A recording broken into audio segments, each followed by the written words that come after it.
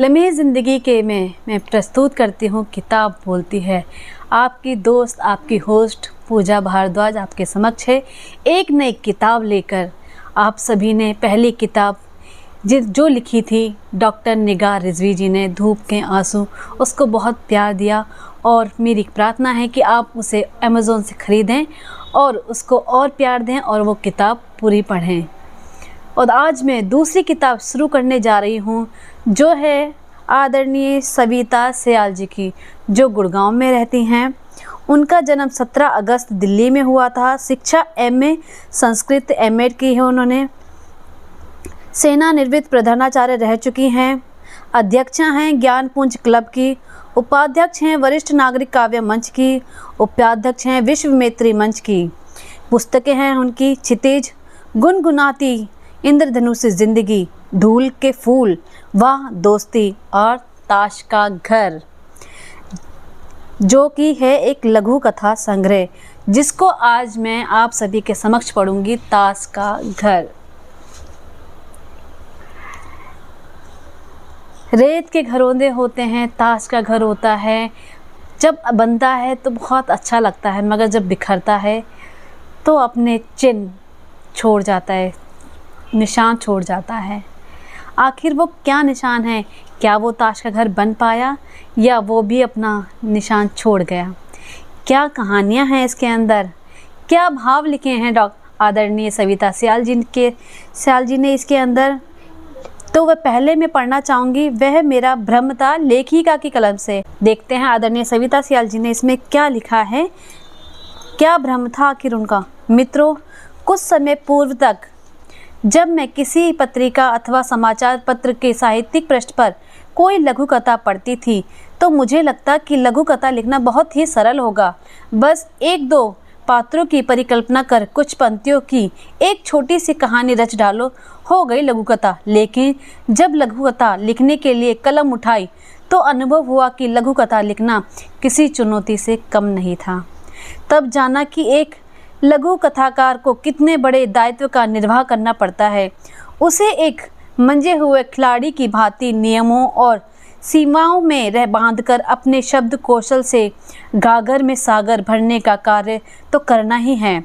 साथ ही कम से कम सार गर्वित शब्दों के माध्यम से एक ऐसी रचना पाठकों को सौंपनी है जो न केवल उनके हृदय को स्पर्श करे अपितु मन मस्तिष्क पर दस्तक भी दे। उसे न केवल समाज में फैली विसंगतियों की ओर पाठकों का ध्यान आकर्षित करना है, अपितु उनके प्रति संवेदनशील बनाना है एवं विकासशील भी। अनेकों वर्षों से हाशिए पर रही एवं पत्र पत्रिकाओं में केवल थोड़ा सा स्थान बच जाने पर संपादक महोदय की कृपा दृष्टि पाने वाली लघु कथाएं आजकल की व्यवस्था एवं भाग दौड़ भरी जिंदगी में एक लोकप्रिय विधा बन चुकी है। अब न केवल असंख्य लघु कथा संग्रह हैं साहित्यिक जगत को सुशोभित कर रहे हैं, अपितु पत्र पत्रिकाओं द्वारा निरंतर लघु कथा विशेषांक भी निकाले जा रहे हैं। सोशल मीडिया पर अनेकों लघु कथाएं ग्रुप छाए हुए हैं, जिनके माध्यम से न केवल लघु कथाओं का संस्मरण होता है एवं आदान प्रदान तीव्र गति से हो रहा है, अपितु विश्व में विभिन्न देश में बैठे लघु कथा प्रेमी इनका आनंद उठा रहे हैं। कोरोना काल में पुष्पित पल्लवित मेरे इस लघु कथा संग्रह ताश का घर में इस समय के नकारात्मक एवं सकारात्मक दोनों पक्षों को उजागर करती है। कुछ लघु कथाओं ने अनायास ही चाहे अपना स्थान बना लिया हो, लेकिन समय के साथ साथ समाज के इस बदलते परिवेश में मूल्यों की देन Facebook, friendship, live in relationship आदि विषयों पर मैंने अपनी लेखनी उठाई है। घर के बड़ों बुजुर्ग के प्रति बढ़ती असंवेदनशीलता, उनके अकेलेपन के प्रति अति भावुक मेरी लेखनी में इस संग्रह में प्रत्यक्ष एवं परोक्ष रूप में बार बार इस विषय को छुआ है। आप सभी समझ गए होंगे कि इसमें किस तरह की कहानियाँ होंगी, लघु कथाएं। कहानी रात के 9 बज चुके हैं, सुकून और शांति की तलाश है, जिसके लिए हम सुनते हैं कुछ कविताएं, कुछ गज़लें, कुछ गीत या कुछ कहानियाँ जो छू के जाती है हमारे दिल को। उसी तरह की कुछ कहानियाँ, लघु कथाएँ मैं आप सभी के सामने लेकर आई हूँ। आदरणीय सविता स्याल जी की ताश का घर। नाम ही इतना अच्छा है तो कहानियाँ तो वाकई में बहुत अच्छी होंगी। जो उन्होंने लिखा, अनछुए पहलू, उनके भाव, क्या वो हमें अपने कहानियों में सुनाना चाहती हैं, क्या उनके भाव है, क्या हमारे दर्शक उनके भावों तक पहुंचेंगे, उनकी लेखनी तक पहुंचेंगे। मुझे आशा है कि ज़रूर पहुंचेंगे। उनके भाव, उनकी लेखनी को हम समझेंगे, पढ़ेंगे और उसका आनंद लेंगे। ठीक रात के 9 बजे, रात के 9 बजते ही हम सबको चाहिए कहानी। तो शुरू करती हूँ आज की कहानी, जिसका विषय है विवशताएं। सविता स्याल जी की पहली कहानी, ताश के घर से ताश का घर, जिसका शीर्षक है विवशताएं। शाम ढल चुकी थी। मुनिया बार बार आंसू पोंछते हुए अपना बैग पैक कर रही थी। छोटी मेम साहब ने दया भाव दिखाते हुए अपने कुछ पुराने कपड़े और टूटी फूटी चप्पलें उसे उपहार स्वरूप दे दी थी। लगभग 3 वर्ष पूर्व एजेंसी वालों ने उसे वृद्ध माताजी की सेवा के लिए यहाँ भेजा था। कुछ ही दिनों में वह समझ गई कि उनके बहू बेटे के पास अपनी व्यस्त दिनचर्या में से अपने पालतू कुत्ते शेरू को घुमाने, उससे बातें करने का समय तो है, मगर कुछ सीढ़ियाँ चढ़कर पहली मंजिल पर रह रही माता, उनसे बात करने, उनका हालचाल लेने का समय नहीं है। कैसी व्यवस्था है। माताजी के स्नेहिल व्यवहार से अभिभूत उनसे बहुत ही लगाव हो गया था और वह उनमें अपनी माँ की छवि देखने लगी थी। वैसे भी उसने अपने माता पिता को ठीक से देखा ही कहाँ था। मामा से सुना था कि उसके जन्म के 3 महीने बाद ही उसकी माँ चल बसी और पियक्कड़ बाप एक सड़क हादसे में चल बसा। अपनी और अपने छोटे भाई की रोटी तो उसने 5 वर्ष की आयु से ही कमाना आरंभ कर दिया था।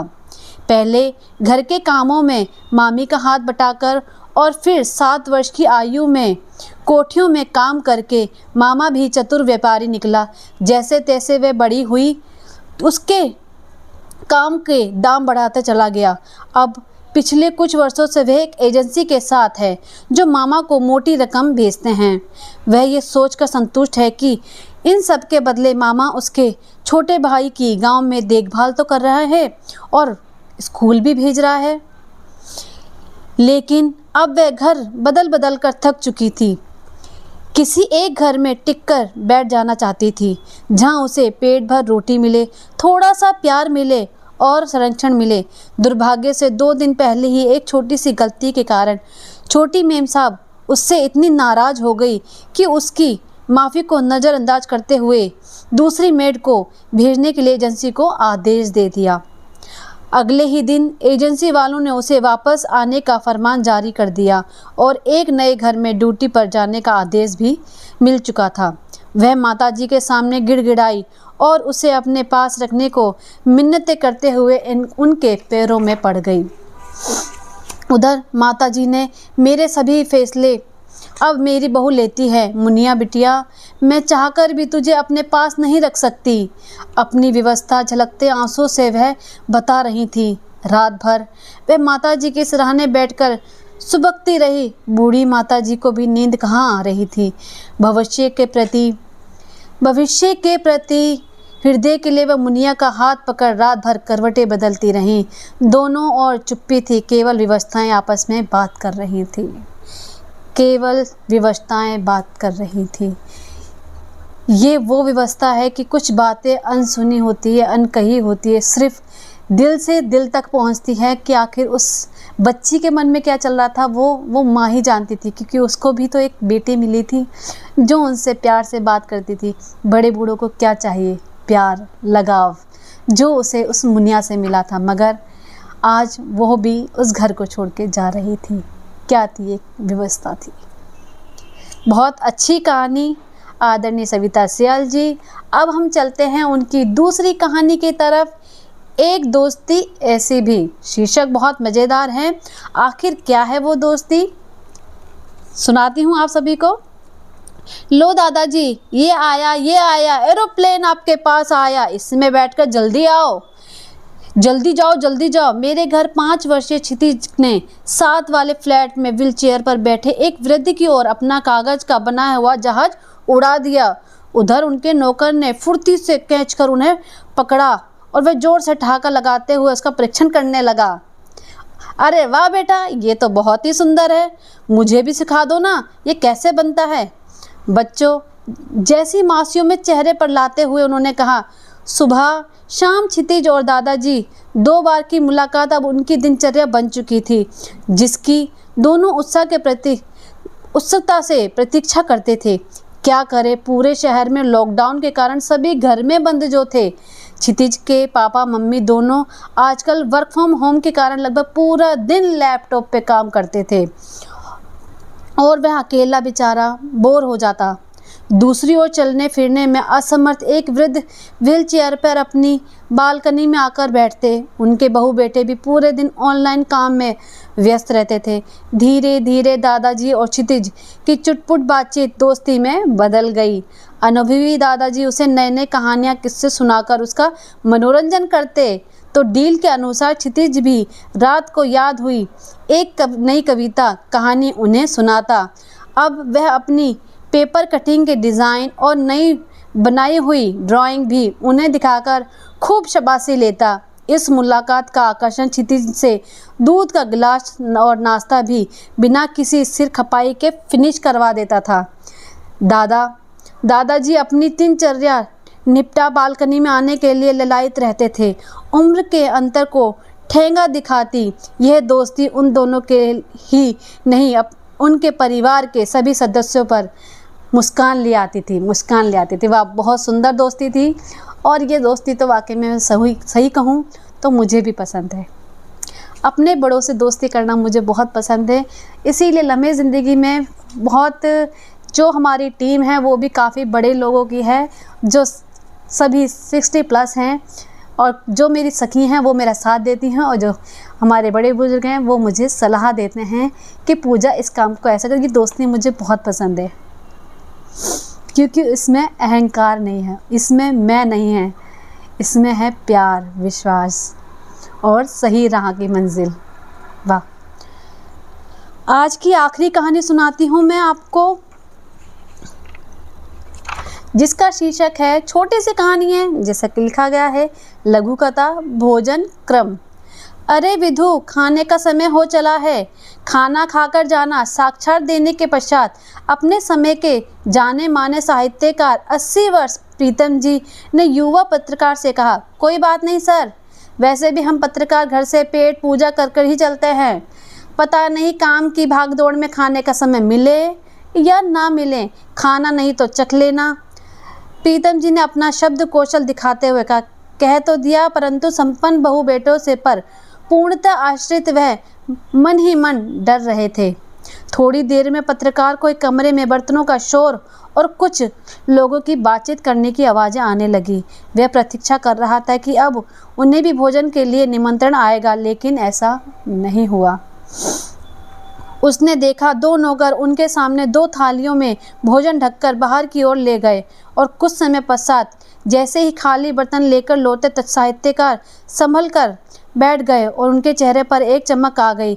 आश्चर्य भाव से उनकी ओर देखते हुए पत्रकार को लगभग चहकते हुए उन्होंने बताया, कुत्तों के खाली बर्तन लौट आए हैं, बस अब मेरी बारी है। इसके आगे पत्रकार सुन नहीं सका। उसने साहित्यकार के चरण स्पर्श किए और अपने आंसू पोंछते हुए बाहर निकल गया। बहुत ही मार्मिक रचना थी भोजन क्रम। ताश का घर, आखिर ऐसा क्यों होता है? क्यों ताश का घर बिखर गया? क्यों करते हैं आखिर ऐसे लोग? माँ बापों से हम लड़ सकते हैं, झगड़ सकते हैं, मगर ये नहीं करना चाहिए, ऐसा नहीं करना चाहिए। लड़ना, प्यार करना, ये हमारा अधिकार है। आखिर अपने माँ बाप से नहीं लड़ेंगे तो किससे लड़ेंगे? मगर ये गलत है, ये गलत है। तो कैसी लगी इनकी कहानियाँ? सविता सियाल जी की ताश का घर किताब बोलती है। आपने सुना ना किताब किस तरह से बोलती है, किस तरह से अपने भाव प्रस्तुत करती है, इसीलिए प्रस्तुत करती हूँ मैं, किताब बोलती है। आप सभी मुझे कमेंट करके ज़रूर बताइएगा कि आपको ये कहानियाँ कैसी लगी। कल रात ठीक 9 बजे हम फिर मिलेंगे ताश का घर लेकर, किताब बोलती है लम्हे ज़िंदगी पर। यही हमारे लम्हे ज़िंदगी कर हैं, लम्हे ज़िंदगी के हैं जो मैं आपके साथ बिताती हूँ। ठीक रात 9 बजे मिलेंगे फिर, तब तक के लिए नमस्कार, शुभ रात्रि, शब्बा खैर, जय हिंद, जय भारत। और अपने माता पिताओं की सेवा करें। नमस्कार।